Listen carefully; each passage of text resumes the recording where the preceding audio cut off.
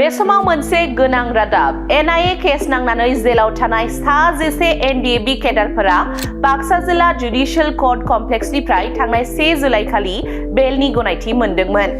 बाक्सा जिल्ला जुडिशियेल कर्ट कमप्लेक्सनिफ्राय बेलनि गनायथि मोननायनि उनाव सा 10 एनडिएबि केडारफोरनि गेजेराव सा 3 एनडिएबि केडारफोरा गुबुन गुबुन जिल्लानि कर्टआव खामानि थाबावनायलाय जेलनिफ्राय उदां मोनथ'नो हायाखिसै।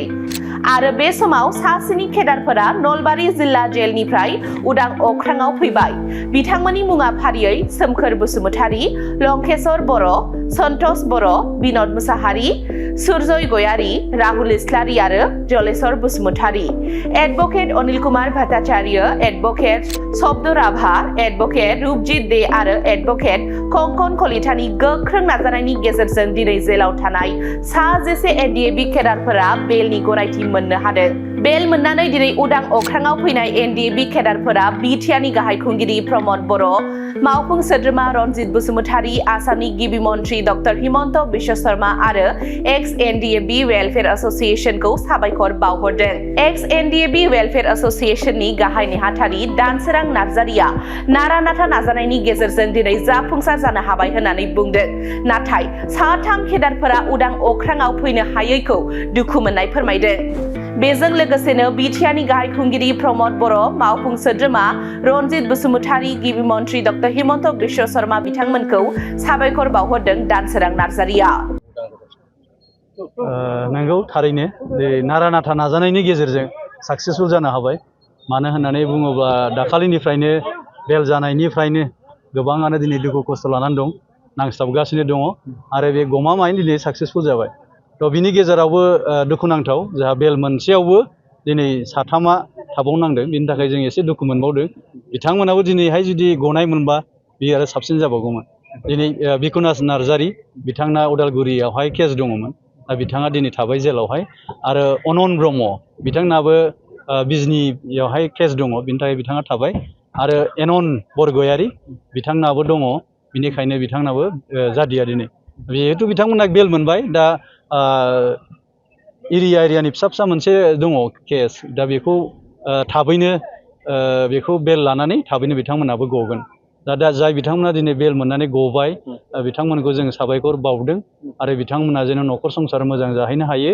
आरो बिनि गेजेरजों जाय बिथांमोना एडभकेटआ जों जागायजेननायनिफ्राय दिनैनि बे केसखौहाय जाफुंनायाव मदद होबाय, गानानै होबाय, बिथांमोनखौ जोङो धन्यबाद बावदों एक्स एनडिएबि हिसाबै। बिथांमोना दिनै एके भट्टाचार्य सार, शब्द राभा, एडभकेट कंकन कलिता, एडभकेट रूपजित दे आरो आसाम सरकार, भारत सरकार आरो बिटिआर सरकार बिथांमोनखौबो जों दिनै मान बावालासे एबा धन्यबाद होआलासे जों थानो हाया। मानो होननानै बुङोबा राङारि हरनायनि गेजेरजों दिनै जाफुंसार होनायाव मैखोमै रनजित कुमार बसुमतारी सारा बाहागो लादों आरो साक्सेसफुल जाहोदों। आरो बेजों लोगोसे प्रमद बर' साराबो बेवहाय मैखोमै बाहागो लादों। बिथाङा दिनै जोंनिख्रुइ बांसिन बिथांमोनखौसो खबर लाग्रोयो। मैयाबो खबर लाहरदों हराव, मा जाखो मानो गदिया? आं बुंदों सार लेट जाफैबाय, 8था जाफैबाय, बेनिखायनो गदिया। अब्ला मानसिफोरा बहा थादों, बहा मा खालामदों? जेरैखि जाया बिसोरखौहाय हटेलफोराव शिफ्ट खालामनानै दोन होननानै। थिग बेबायदिनो सारा गोबां हेफाजाब मदद हरदों, बिथांमोनखौ दोननाय जाबाय। मैया नङाबा सेरखाय बेरखाय बिराद अबस्थायाव दंमोन, मानो होनबा बिराद गोजान गोजाननि दंफैयोमोन। दा बिथांमोनखौ दोननायावबो गोबां हेफाजाब मदद हरबाय। लोगोसे आसाम सरकारनि जोंहा मानगोनां CM हेमन्त बिश्व शर्मा सारखौबो जोङो मान बावनांगोन। बिथाङाबो बेवहाय स्टेटनिफ्राय सेन्ट्रेलनिफ्राय लाबोनानै जिल्ला आरो इसेबां थाब बेल मोनहोनाया बियो जोंनि थाखाय जोबोद खाफाल मोजां होननानै जों सानना लानांगोन। दिनै बेल मोननाय जिहेतु एनआईए केसनिफ्राय बेल मोननो हाबाय, बे बिटिआर एकर्डनिफ्राय जिहेतु जानो हाबाय, मा बुङो? बेफोर गासैबो रिलेटेड। मानो होननानै बुङोबा जोंनियाव बिटिआरआव पिस फैबाय, गोजोननाया फैबाय।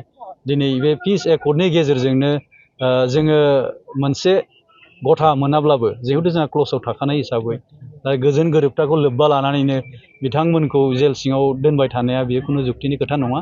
बिथांमोनखौ लासै लासैनो बाहेरायाव लाबोनाया, उदां अख्राङाव लाबोनाया बियो गासैनिबो कर्तब्यखा। आरो बेजों लोगोसे जोंहा फैगौ 24 तारिखआव क'क्राझाराव दंबावो, बेखौबो जों रायज्लायगासिनो दं। मैयाबो पिपि सारा हरदों, कल खालामदों। दा थाब बिथांमोनाबो 24 तारिखआव बे जागोन, बे रोखा। बेनोसै, गोजोन्थों। आरो जों गोजोननाय मोन्दों, गोबां गोजोननाय मोन्दों। मानो होनब्ला दिनैहाय जोङो 10 बोसोर 6 माह जानानै जों माने बाहेरायाव फैनो मोनबाय, बेनि थाखाय गोजोननाय मोनबाय। बेसेबां बोसोर थानांगौ? 10 बोसोर 6 माह 7 दिन जाबाय दिनैसिमाव।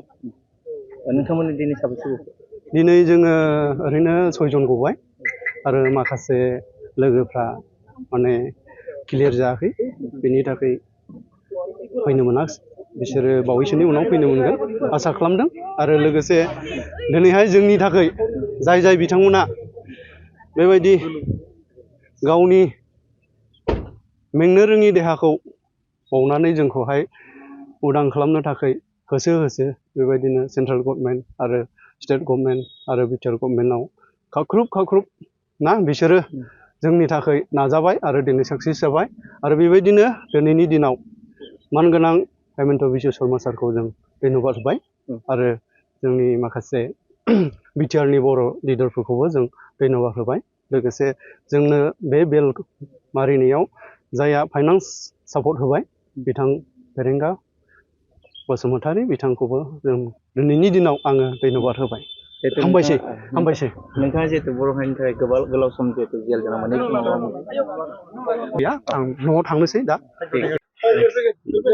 मा बुंनो दिनै भारत सरकार आरो आसाम सरकार आरो बिटिआर सरकारखौ जोंनिफ्राय गोजोननाय बावनाय थाबाय। माखासे जों दिनै 10.5 बोसोरनि उनावहाय दिनै जों जोबथेसालिनिफ्राय ओंखारबोनो हानायनि थाखाय आरो बिथांमोना जोबोद मोजां पजिटिभ सापर्ट खालामनायनि थाखाय जों जोबोद गोजोननाय मोन्दों। Thank you.